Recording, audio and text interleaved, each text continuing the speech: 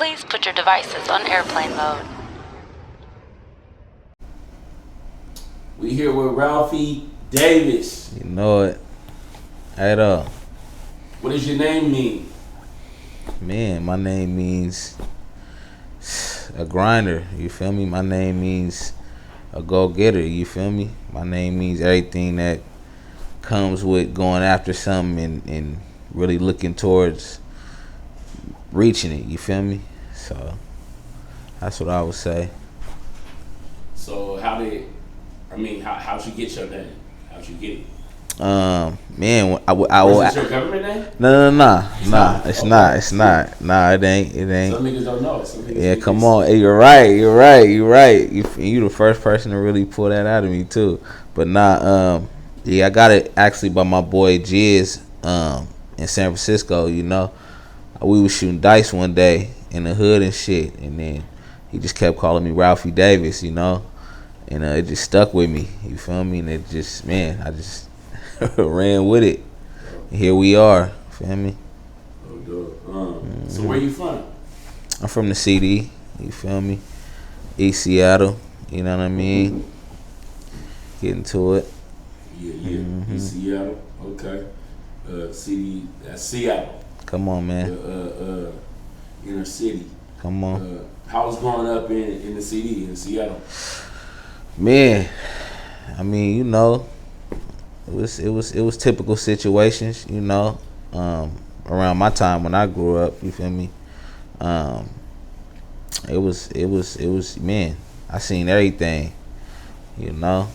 So I would definitely have to say it was typical, man. You know how it is growing up in the urban community, you know. Nah, like a young black man. In the time that you grew up, yeah. Like, how would you explain it? Like you know, through your eyes. Yeah. Well, I mean, you know, it's man. It was basically like the same way that any other young African American will grow up, you know what I'm saying, in the urban community. You know what I'm saying? The CD, you know, it is the first black community in Seattle, you know what I'm saying? So I'm blessed to say that I was raised in the era and was able to see my people have businesses, you know what I'm saying? And you know, even real situations in the hood and shit, you know. And man, you ever witnessed any like murders, any crime, any stuff like that out there? Is it like cool? Yeah, nah. I done seen some shit for surely. You know, I don't want to really, you know, say too much on the camera. But you know, I done seen everything. Some people, they don't know Seattle. Yeah, nah, facts. You right. And they might come across your music in a playlist and search Ralphy Davis and see, he got an interview. Oh, I wonder what his, you know, where he came up is like, but, you know. Yeah. Nah, so, I feel you.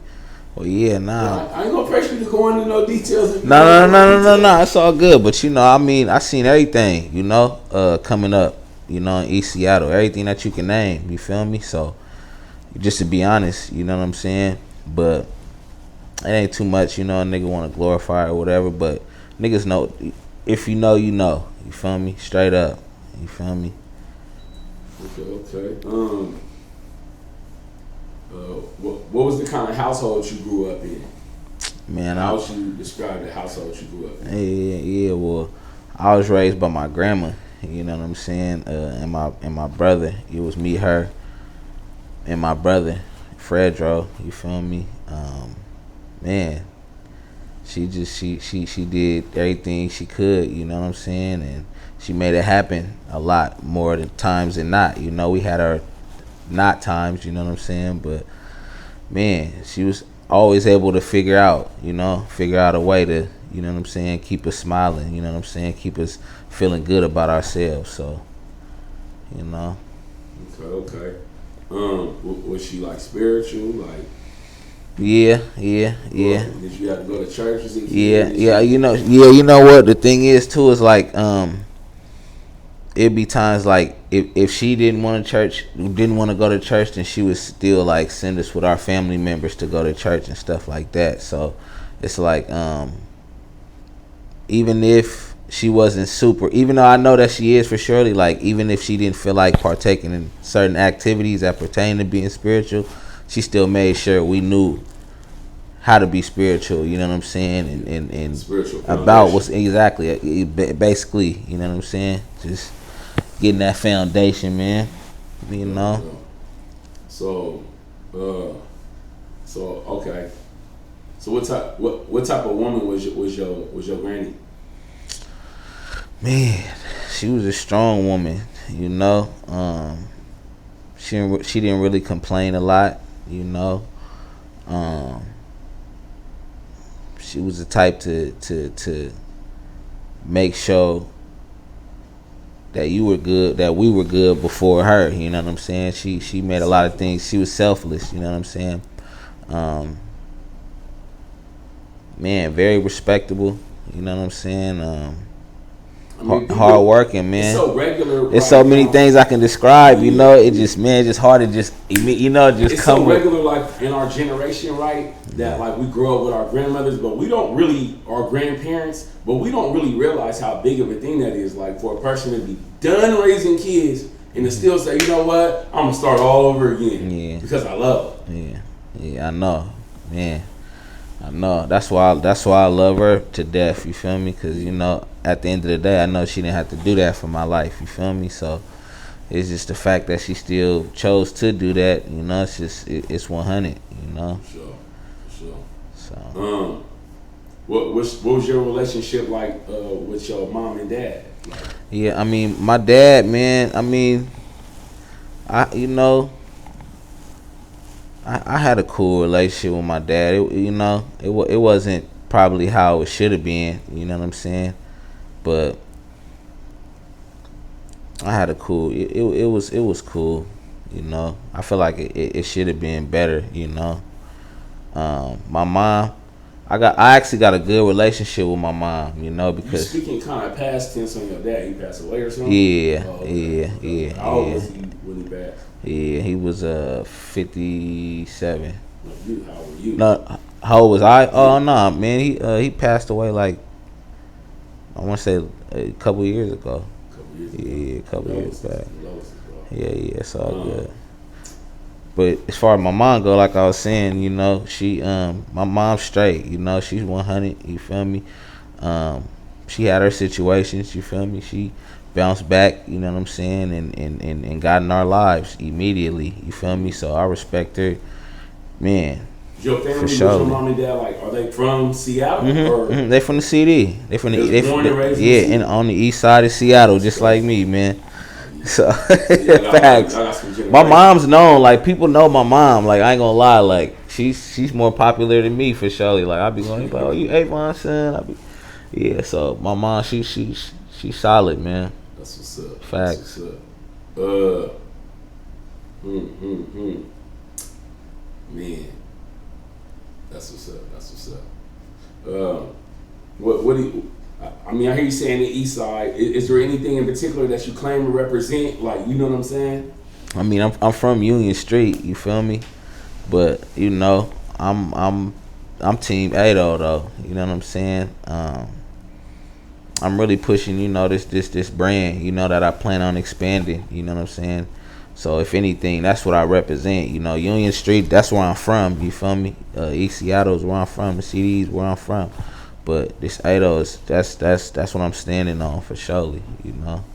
Okay. So we're gonna get into the Ado, but okay. But how did you being a part of Union Street come about? Like, is that just like just growing up? I grew up over there. That's man. That's where I first learned, man, how to be a badass kid. That's man.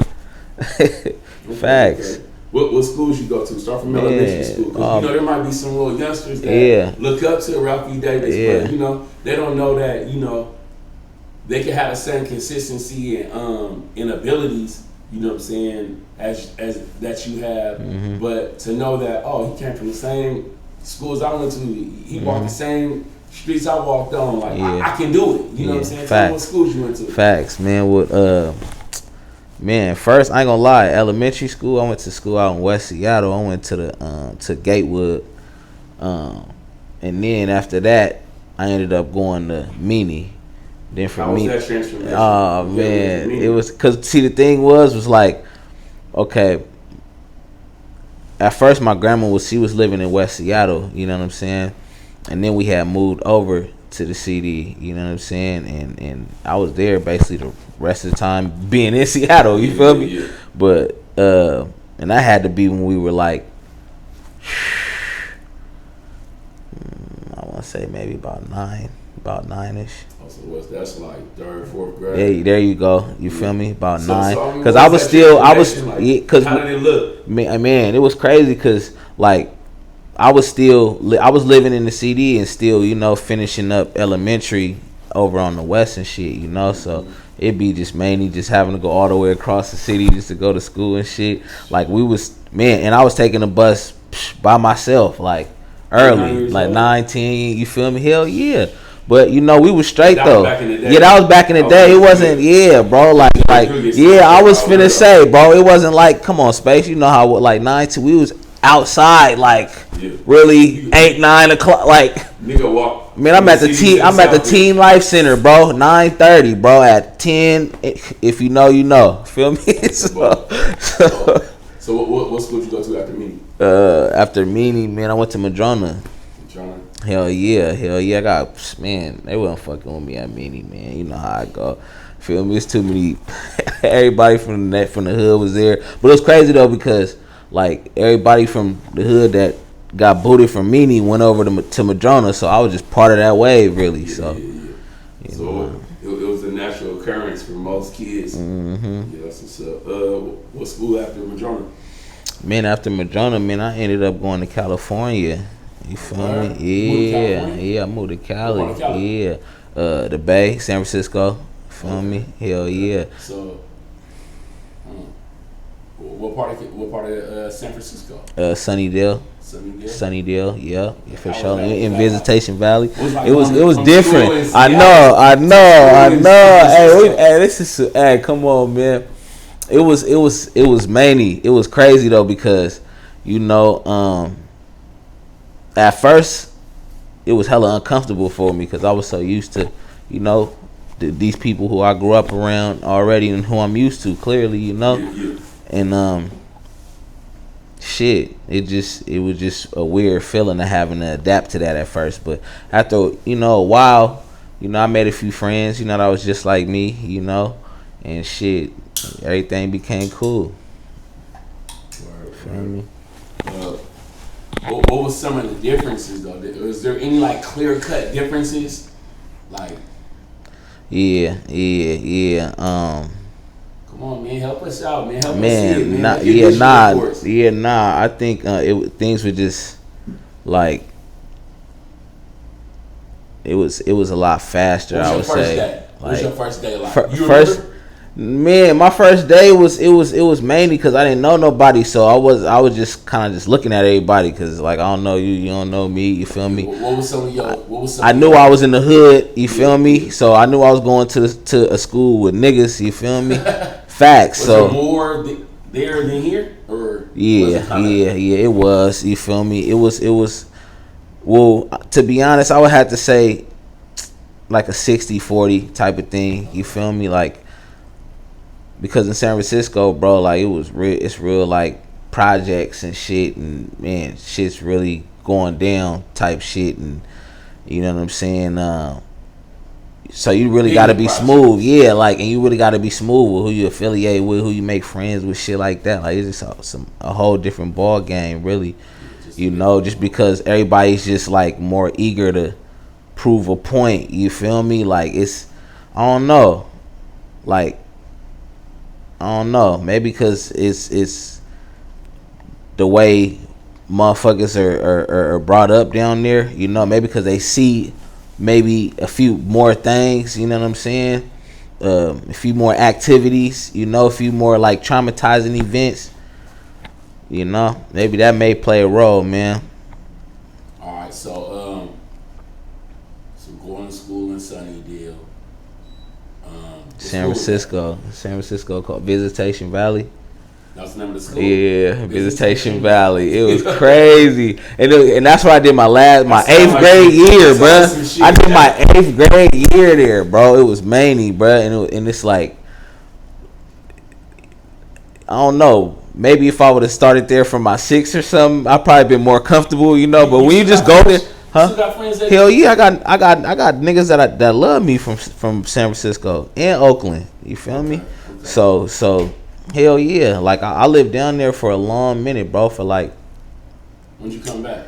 When I came back like, I want to say, cause I was always back and forth. You feel me? I was always back and forth. My cousin like tell you, he's right here, huh?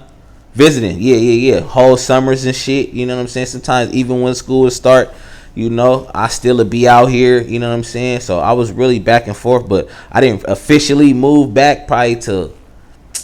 Man, come on, man. High school? No. I'll say about 2012. You know, shit. 2011. You know what I'm saying? So what? You was like out of school? Yeah, bro. Yeah, hell yeah. So what school did you go to down there? I went to Burton. Yeah, Philip and Sala Burton. Yeah. How was that? Hell yeah. It was cool. It was cool, you know. I had already made some friends. San Francisco, I don't know nothing. No. It's all good. So he's kind of, you know, getting this. This is a real question. I want to know, like, yeah, but nah, man. It was facts. You know? They gonna see this for surely, and they gonna vouch for what I'm saying. But what class was you? Oh man, bro, I ain't gonna lie, bro. I didn't even finish Burton, bro. Okay. I ended up going.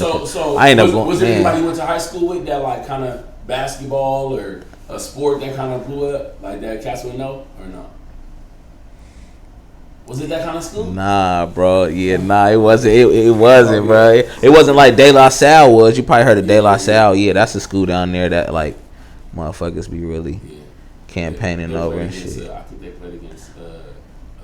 But I was at one of them schools, bro. It was, man, niggas was going from quarterbacks to and then the SC, you ain't hearing about it again, bro, till it's some many shit, some crazy shit. So to moving quarters in the back. Oh my, you feel me? Shit like that. So yeah, bro. You know. All right, so what kind of student was you? I mean, I was a fucking class clown, bro. I ain't gonna lie. I was like just on some, like I wanted to just get at girls and you feel me, go shoot dice and you know what I'm saying, and just do everything but try to learn what was going on in school, because I just felt like it wasn't really, you know what I'm saying, showing me shit that was beneficial. Like I don't care about what's going on, what happened in World War, what, you feel me, like. I don't know. I mean, at this time, I'm, you know, in high school too, so it's, you know, keep that in mind. But like, I just wasn't interested. You feel me? Like, I was more interested in shit that was benefiting me. You feel me? So, you know, that kind of led me to, that's regular. You know, exactly, huh? Man, so, but man. So, moving back to, well, no, I ain't gonna say moving back to Seattle. Let's just say. What did you want to do or be before music? I wanted to play basketball, bro. I wanted to be, you know, I say it was either hoop. Yeah, I was hoop. I was good at hoop. I wasn't like, yeah, I know her. Yeah, I was good. Like when I was a little kid, you feel me? I was good. I wasn't no man. Look at dude. He know what's going on. But anyway, like I said, like I was solid. You feel me? But I also wanted to like try like some photography type shit, you know. For some reason, like when I was, you know, a little kid and shit, you know what I'm saying? Man, that's what I might have to, bro, because now real talk, like when I was a kid, bro, like I used to just see just certain pictures and stuff and just be like, that's a cool ass picture. I could see my, you know, yeah, like I don't know, yeah, basically, bro, you feel me? And I remember one time, like my teacher, Miss Rodenberg, when I think she was my fourth grade teacher. She had got me like this magazine one day, and it was just full of just pictures of just different, just landmarks all over the world and stuff. You know, just different, you know, just water and you know, just different places all over the world. And that shit just, man, just had me feeling it. Yeah, I was just feeling like, man, world's really big as hell for real. Yeah. So how long you been making music though? Man, I've been making music since I was real talk. I've been making music since. When you start? bro. When did you make your first I know, huh? I mean, it was a song called Differences, feel me? And rest in peace, my cousin Tika. I said the hook. I know the hook. I said, let me tell you the difference between you and me. You's a sucker and I'm from the streets. I'm a soldier who love to beat. That's why you shouldn't mess with me. Facts. Hey, my mom. Hey, I know my mom. She gonna be rolling when she see this. She gonna be crying when she see this. But yeah, rest in peace, my cousin Tika too. Yeah, facts. Because when I first made that song, my cousin Tika, she took it up to Dino's. You remember on Madison? Facts. She took it up to Dino's and got it played, bruh. Real talk, bro. I was like, I had to be like 13. Wow. Yeah, crazy. yeah. So that was. But I was living out there. Yeah, I was living out there. There you go. I had came back. You feel me? And everybody had already, cause I made the song in San Francisco. You know, it just, you know, my mom after she heard it, you know, she went. Told everybody about it. So now when I get back this time, they won't copy. Yeah, they're digging it because I used to come, like when I come back up, I bring, you know, this is when we had our CD cases, you know. So I'm bringing my CD case because I'm that much of a music junkie. So nigga, I'm getting up there. My cousin, or rest in peace, Tika, she's digging through trying to. She literally took it out and took it with her to the club and had the DJ play it for me. So nah, facts. Sometimes we be overthinking shit like that. You just need somebody that's like, nigga, shut up, nigga. Yeah. Putting this out. Nah. So man, come on. Era now. Niggas just posting shit on United Masters and it's up for the world. My thing is like I didn't really see it the way that like she looked at it at the time because she was just so happy. Like I had a song like she wanted everybody to hear it because it was so good to her, you know. But I wasn't really thinking like, oh, I'm gonna make this song. Give it to DJs. Everybody's gonna play it. Everybody's gonna love it. Kind of like open up your mind. Yeah, like, you gotta promote your shit. Basically, man. And when I look back at it, it's just like, man, that's definitely what cause she already knew. She was my older cousin. Yeah. Come on. So that's what's up, man. It was, man. So she was really inspirational in that way. Facts, man. Ain't nothing like having somebody that really believed in you, man. Yeah, that was the first time, like, that, man, she was the first person, for real, like, in my family, like, for real, that really showed that really, man, basically, you feel me, that bust a move like that, like, you know, the first time your cousin what? Like, she was my first family member to really bust that move with my music, or even just take my music to try to, you know, get it placed on, you know, on a platform, basically. To other people. There you go. Like when my mom was hearing it, she loved it. You feel me? She was playing it, but she would, you know, keep it. Exactly. She's playing it with her and people she's around and the fam, you know. So, yeah, man. That's what's up, man. Yeah. Long live her, man. No, God. What's some of your goals when it comes to rapping? Like, Man, I just want to just make enough. I just want to get as much as I can, man, so I could, you know, just take care of myself, you know, my loved ones around me, you know, get some businesses going, you know, and I'm definitely striving for the most, though. Believe that, you know, and the most, there's no limit to the most, you know, so I'm definitely striving for the most, but man, like in reality, like I'm trying to just put on, you feel me, and just make a way for my daughter, you know what I'm saying? So when I am done, you know, doing this shit, you know what I'm saying, I could just give it all to her and, you know, let her make the right decisions, God willing, feel me? So even if you don't, you got a little son coming. Man, factual. How old is your daughter? Man, she's 7. 7? Yeah, How old was you when you had a kid? Man, bro, I was 23. 23? Yeah. I had my son when I was 14, 24. I was going to say 14. 24. I was going to say, we might have to flip the camera space, you feel me? Nah. But,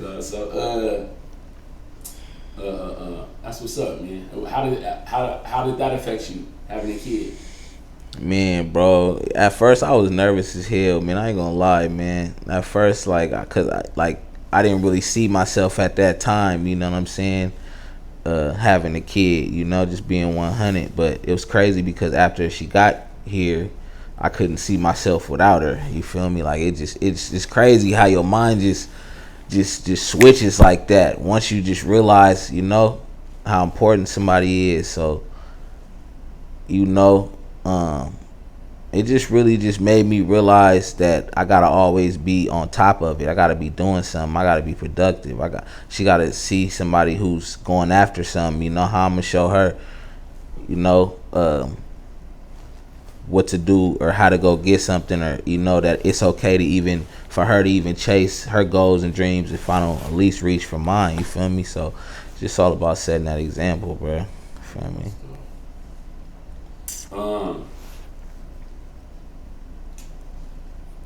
Are you signed? Who you signed to?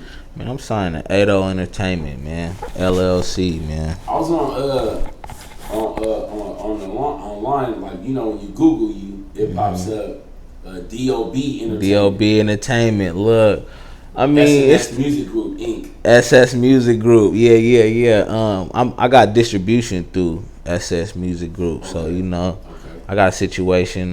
Shout out Tiffany Gaines. Dividends over bullshit. Feel me? It was. You feel me? It basically transformed into this Ado. Okay. There you go. So how you come up with the name? So I mean, no, so you own the label too, right? Yeah, I own that. Come on. So how'd you come up with the name Ado? Like, what makes you be like, you know what, Ado? Is it an acronym? Like, what? Okay, so basically, Ado is an acronym for all year, every day, on everything. Feel me? So, and it's like, that's basically just, man, I'm gonna make it happen. You feel me? Like, I'm sacrificing. There you go. So there you go. So you feel me? How did it come about? Like, man, what made you say, you know what, I'm gonna start a record label? Like, because one time, you know, a lot of people, they trying to get signed. Now I'm gonna tell you, I was chilling with my manager Millie Joe, and we was in Oakland, and then the homie Swiss, feel me, one day he was telling me, like, man, you gotta come up with something that's yours, like, because at that time, like, when I was making music, like, I feel like I didn't really have nothing that, like, I was claiming as mine. You know, I was just rapping good, just saying all this fly stuff, but, you know, it's about ownership. So I think that was mainly the issue he was, you know, pushing with me. But he was just telling me, like, man, you gotta come up with something that's yours, like, that's gonna keep you going, like, you feel me? Something that's yours that you come up with. There you go. They hear Ado. Yeah, there you go. Like, what's yours? So basically, like, I just was like, man, cause me and the homies that was a word we was already saying to each other. Like, Ado, feel me? Like, you know what's happening, bro? Like, or some stupid shit that happened. Like, Ado, like, you know how I go. So I just turned it into, you know, a label, and I just basically made it make sense. I didn't want it to just be just Ado, like just a phrase type of thing. Like, I wanted to kind of stand for something. You feel me? So yeah, I hear you. Real talk. That's what's up. What year did you start that? Oh, man, Ado, man. Ooh, I want to say Ado. 2000, really, I feel like the same year my daughter was born. I want to say like 13, bro. Okay. Yeah, I want to say that, cause was it easy 13. To start your label? Or? No, it wasn't. Okay, because a lot of people, it wasn't. They telling me like, man, that shouldn't be. All you gotta do is no, it wasn't, because maybe I was aiming too high, but, you know, I wanted to. No such thing. I know you're right, but I'm saying as far as like, shoot for the moon, fall amongst the stars. Man, facts, bro. You feel me? Like I don't know. Like, I wanted to really be on some just paperwork, everything right, all this right, you know. But at the time, I wasn't really willing to like learn how to do that. I just wanted to just have something that I could scream out, you know what I'm saying, that everybody can get familiar with when they see me, if that makes sense. You feel me? Man, that makes a shitload of sense to me. Yeah, so that was my main thing, bruh. Get that. So you stepping in that situation now. Basically, you gotta do a partnership with you. You can't just sign you. Basically, bro, you know, That's dope. market and distribute, man. You feel me? That's really. I mean, most motherfuckers should, since they releasing their own music. Like, hey, why not? You know, it's just but you need to be sorry. Yeah, and really, it's a situation thing. Like, because I don't want to just be like, oh man, you should be choosing to be this way. You know, if you get the chance to be. When in reality, it's a situation thing. Some people, you got some artists that don't really want to be as hands on. You feel me? They probably do need a machine behind them. They feel like they can get more done that way. So I don't knock that either. You feel me? Like, I'm gonna always do what's best for me. Like, if a situation right now come about, a situation that's gonna be a game changer for my brand, you know, the perfect way to expand it, then of course, you know. Yeah, no, it's most definitely doing what's best for you. Like, I tell people all the time, motherfucker, if you ain't got no team behind you and you ain't got no hustle, only thing you good at is just making music. See, nigga, you better sign that 360 deal, nigga. Man, you don't got no grind. Just have listen, check this out. It was crazy because I was looking at this interview with a Young Thug on TI podcast. You feel me? And he was talking about some shit like you just gotta have a plan. Like, if you fucked up out here, bruh, you ain't got nothing, and the only thing you can do is make good music, bruh, nigga, you better sign that fucked up deal, nigga. Get your peoples, nigga, in a better situation for that time, but just have a plan. Like, whether you, nigga, putting out more music, you know what I'm saying, and not being lazy, you feel me? Like, use that time to not be lazy, to be consistent, so that when it is your time, you'll be ready to cash out. Feel me? So watch. Like a lot of people, they don't understand. Like, Real I talk. think people just like baby their music too much. Like, you know what I'm saying? They look at their music like they baby too much. Like, instead of like looking at it from like the future approach. Remember when he was locking that deal or whatever with Rocco and shit like that, and he just said, you know what, fuck that. I'm about to just I owe you 3 albums. Yeah. That nigga banged out 3 quick albums and gave them out. Yeah. There's still heat on them, but he just got it off the table, bro. Exactly. And the thing is, Future, he was what, in Little Mexico around that time. Like, this nigga's trying to get out of Little Mexico. So I'm gonna give this nigga this 3 albums. I got a crazy ass work ethic. So come on. So yeah, bro, it's just all about your situation, bro. So how you linked up with your management? Oh man, who's your management? Well, really, Millie Joe. Yeah. Like he's part of Ado. You feel me? Okay. He's part of my team. You feel me? So well, basically So basically, what happened was, right when I had went to San Francisco, he had already had a music program at my middle school that I was going to. You feel me? So I ended up joining his middle school. His music program, and he'd just be taking us to the studio, bro. You feel me? I ended up meeting Mac, all type of shit. You feel me? I ended up really learning how to. It was crazy because, like, I was sitting in the van. We was getting ready to go. You feel me? And I think he was talking to Millie. You know what I'm saying? And Millie was telling him, like, yeah, you know, I got my youngsters with me. You know, telling them about the letting them, know what's going on. Mac Dre come out the studio, pop his collar at us. Feel me? It was crazy though.